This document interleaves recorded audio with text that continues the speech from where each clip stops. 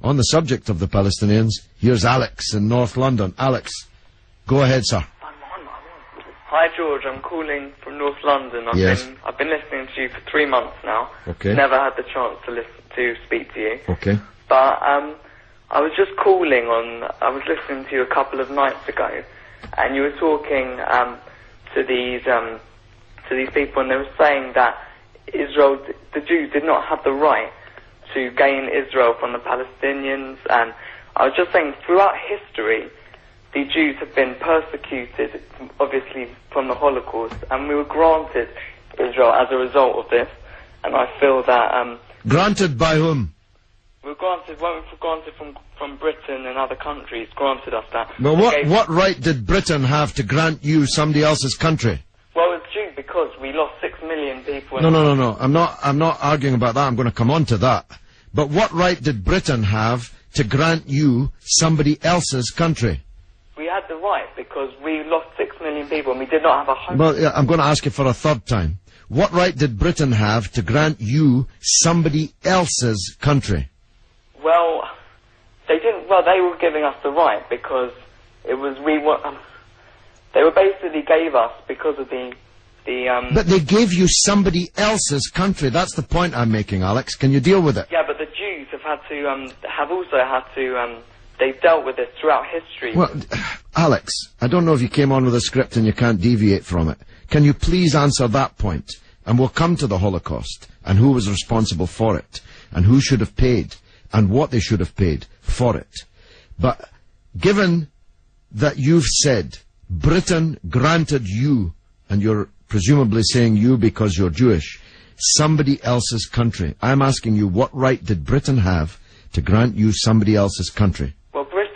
Britain, you could say they didn't have a right, but they came in and dealt with us and with the Jews having lost all these lives, and they basically granted us this land. Okay. Well, I see I'm getting nowhere on this, Alex, so let me deal with your overarching point. Maybe you're just not equipped to deal with the principal point that I have made.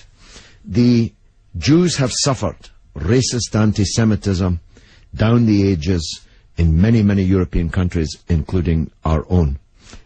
They were subject to regular discrimination at best, and pogrom and murder at most. That's undoubtedly true.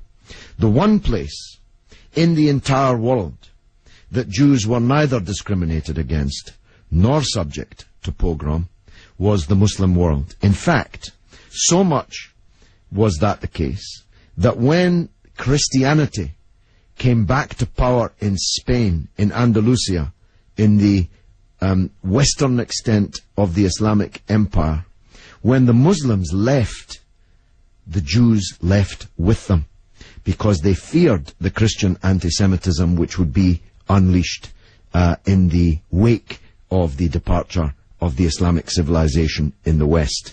That's why so many Jews are to be found even today, and were to be found in profusion before the creation of the State of Israel, in countries like Morocco and along the North African coast, because under the protection of the Muslims, the Jews left Europe and went to live in North Africa.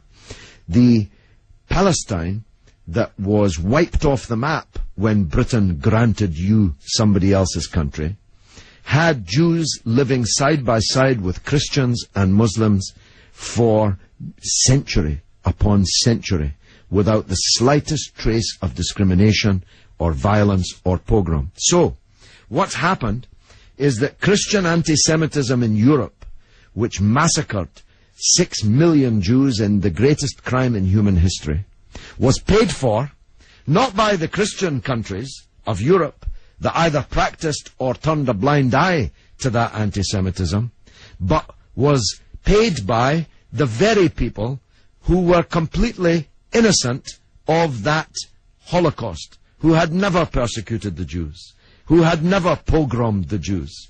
And that seems to me to add insult to the injury suffered by a people whose country was wiped off the map, who were dispersed into exile, to make way for a Zionist idea which was granted to European Jews, because these were the first settlers, granted to European Jews by Britain. And as you have singularly failed, 4 times I asked you, to acknowledge that Britain had no right to give away somebody else's country, one country giving to a second people, the land that actually belonged to a third people, it seems to me an all-round injustice, don't you think, Alex? Yeah, I agree that they didn't so much have the right, but they were stepping in after the Holocaust to grant it to the Jews. But it was It was long before the Holocaust that Britain stepped in. Britain stepped in 1917 with the Balfour Declaration made by the British Minister Balfour on our behalf to a group of atheistic Zionist Jews. I make the point about atheism because it's now claimed that this is some biblical land right, as if God was an estate agent. The men to whom Israel was promised were atheistic Jews. They were not only not speaking for all Jews, they represented at that time in 1917 a tiny proportion of the world's Jews. Most of the world's Jews supported communist or socialist parties and ideas at that time. The Zionists represented a tiny sliver of Jewish opinion at that time. Yet Balfour promised them the land which belonged to a third people, without consulting either the British or the world's Jews, and least of all, consulting the Palestinians. Okay, well, thanks very much for talking. Okay, Alex, thanks for listening, my friend.